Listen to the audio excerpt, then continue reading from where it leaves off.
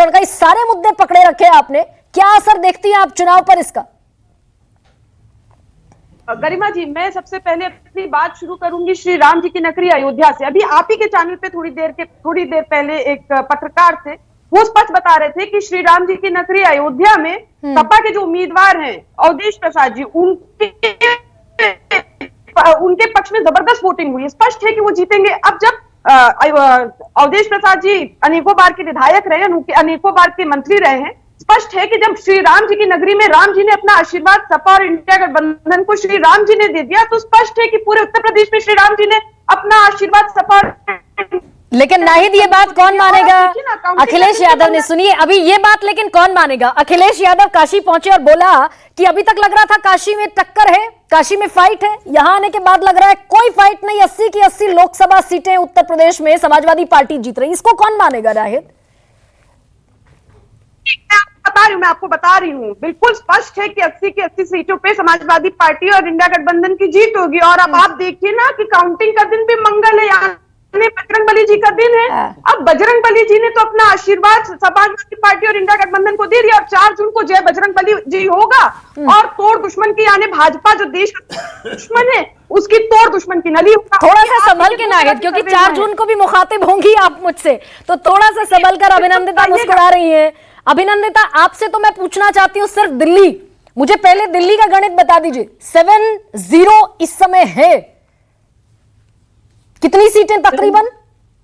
गरिमा जी, पहले तो मैं in the good spirit of democracy ये जरूर कहना चाहूंगी कि लोकतंत्र के इस महापर्व में जिस तरह से सारी पार्टियों ने इलेक्शन लड़ा है, कुछ चीजें आइडियलिस्टिक नहीं हुई होंगी, बट उसके अलावा आई थिंक ये बहुत बड़ी बात है कि आज कम से कम इतनी तकलीफों के बावजूद भी आम आदमी पार्टी आपके सामने बैठी है कंपटीशन में। और जहां तक कि दिल्ली की बात है, अब हमारा ये अनुमान है कि हमारे 7 में से 7 सीट आने के हाई चांस हैं, मतलब जबरदस्त चांस है, क्योंकि मैं खुद ग्राउंड पे भी रही हूँ। और जो भी पार्टी अपना काम करती है बिल्कुल बढ़िया उम्मीद से करती है कि हमें पूरे नंबर आए, तो इसमें कोई वो बात होनी नहीं चाहिए।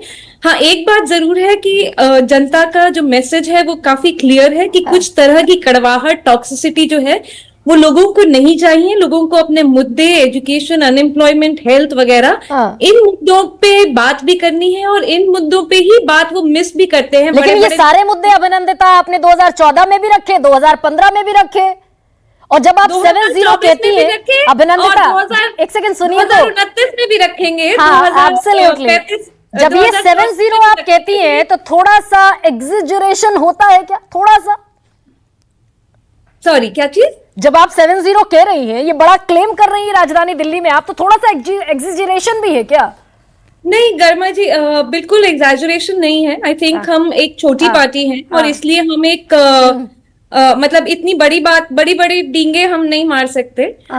लेकिन दिल्ली ने ये पहले भी किया है। मुझे नहीं लगता कि कभी किसी ने सोचा होगा कि 67 आउट ऑफ 70 दिल्ली में आम आदमी पार्टी की आएंगी, या लेकिन वो विधानसभा, फिर से अभिनंदिता, क्योंकि बार बार ये बात होती है कि विधानसभा और लोकसभा का चुनाव मुख्तलिफ होता है। पहले तो वही एक न्यू चीज थी। आम आदमी पार्टी को रिकॉर्ड्स तोड़ने की आदत है, एंड वी आर होपिंग कि इस बार भी वही होगा। तो आम आदमी पार्टी रिकॉर्ड तोड़ेगी। आनंद दुबे महाराष्ट्र स्विंग स्टेट के तौर पर कंसीडर किया गया पूरे इलेक्शन में, और अब तो बिल्कुल एज पर बैठे हैं हम लोग।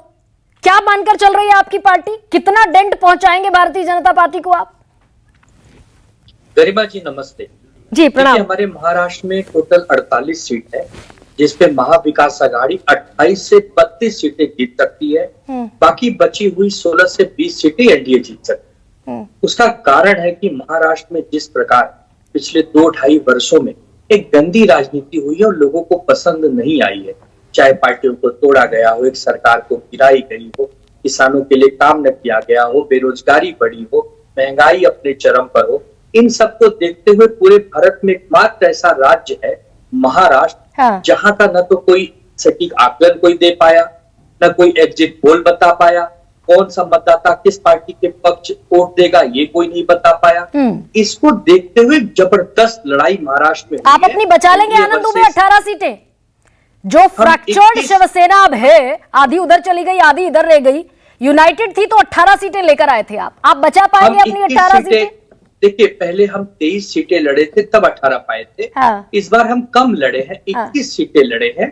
हमारे पास जो आंकड़े हैं, हमारी जो पार्टी का सर्वे है कि हम 14 से 16 सीटें जीत रहे हैं और बहुत ही दमखम से जीत रहे हैं। 23 लड़े कांग्रेस हाँ ठीक है आनंद 23 लड़े 18 पे हम जीते। इस बार हम 21 लड़के अगर 16 जीत रहे हैं तो हम समझ रहे हैं करीब वही आंकड़ा, वही स्ट्राइक रेट आपने वो 5 सीटों का प्लस माइनस लगा के वो स्ट्राइक रेट आपने मेरे सामने रख दिया। खैर इसके लिए साधुवाद के पात्र हैं आप। लेकिन दीपक राजारी हल्की सी मुस्कुराहट के साथ प्रधानमंत्री नरेंद्र मोदी के होम स्टेट से बैठे मेरे साथ 26-0 दीपक राजानी।